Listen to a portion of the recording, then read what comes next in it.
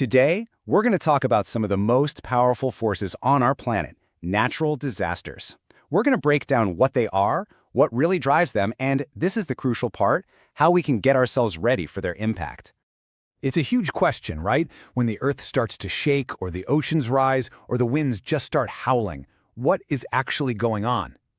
Well, that's exactly what we're going to unpack here today. Okay, so to get started, we've got to be on the same page. What really counts as a natural disaster? Let's dive into the official definition. So if you look closely, this definition really has three key pieces. First, the cause has to be a natural process. Second, it's got to result in some major loss. And third, and this is the part that matters most, the event itself is beyond our direct control. You know, that last point is exactly why getting prepared is so important. Now, these events can look very different from one another. Our source material points out four major types. You can think of them as four destructive faces of nature that we all need to be aware of.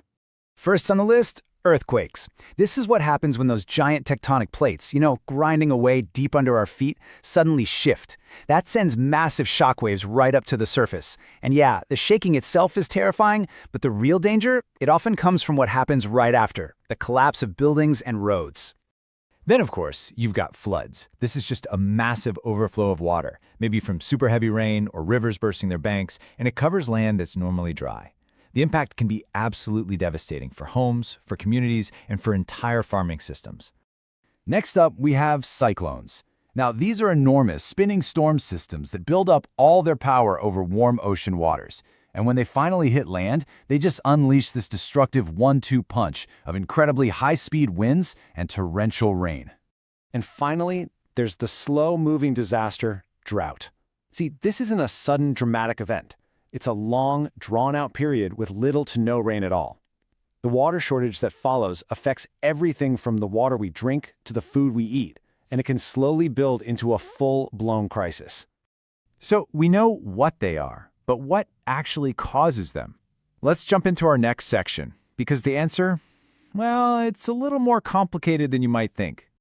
You can really see the two sides of the coin here. On one side, you have these purely natural forces, like the tectonic plates shifting. But on the other side, you have human activities. Things like deforestation, pollution, and climate change might not cause an earthquake, but they can make other disasters, like floods and droughts, way more frequent and a whole lot worse.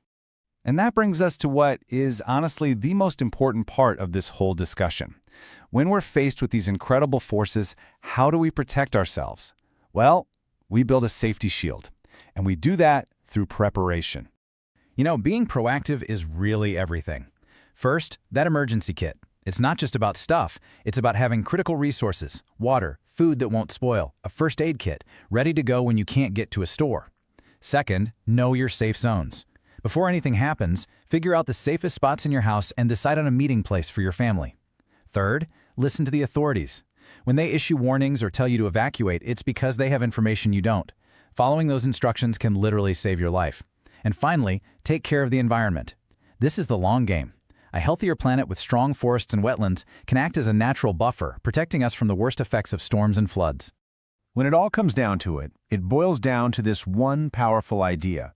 Our greatest tool in the face of a natural disaster isn't strength or technology, it's knowledge.